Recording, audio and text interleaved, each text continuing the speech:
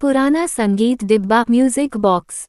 एक छोटे से गांव में एक पुरानी संगीत डिब्बे की कहानी प्रचलित थी।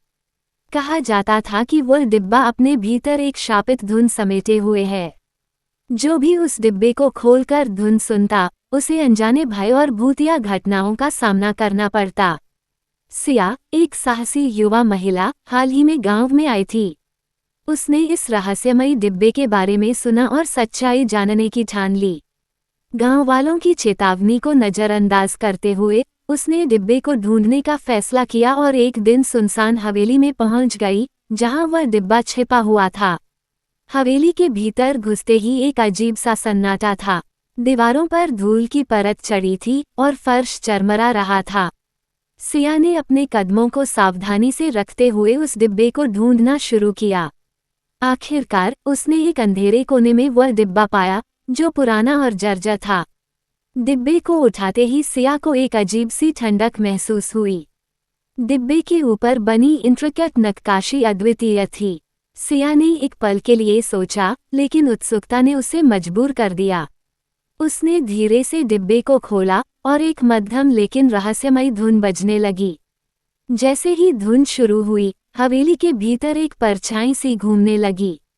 हवा की ठंडक बढ़ गई और सिया ने महसूस किया कि कुछ बुरा होने वाला है।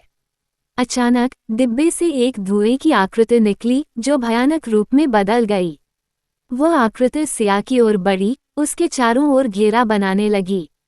डर ने सिया को जकड़ लिया, लेकिन उसने अपने साहस को याद किया। उसने खुद से कहा, ये डिब्बा मेरे डर पर काबू नहीं पा सकता। उसने धुन को बंद करने का निश्चय किया। सिया ने दृढ़ता से डिब्बे को बंद करने की कोशिश की, लेकिन वह नहीं बंद हो रहा था। तभी सिया को समझ में आया कि उसे धुन के बजाय अपने भीतर की आवाज़ पर ध्यान देना होगा। उसने डिब्बे को बंद करने के बजाय उसकी धुन के साथ तालमेल बिठाकर खुद एक नई धुन गुनगुनाने लगी। धीरे धीरे डिब्बे की धुन बदलने लगी और उसकी भयानक धुन मधुर संगीत में बदल गई। डिब्बे से निकलने वाली भूतिया आकृति धीरे धीरे गायब हो गई और हवेली में शांति लौट आई। सिया ने डिब्बे को फिर से बंद किया और उसे वहीं छोड़ दिया। गांव लौटते ही उसने अपनी कहानी सबको सुनाई। गांव वाले उसकी बहादुरी की तारीफ करने लगे। उन्होंने सिया की कहानी से सीखा कि सच्चा साहस हर शाप को मिटा सकता है।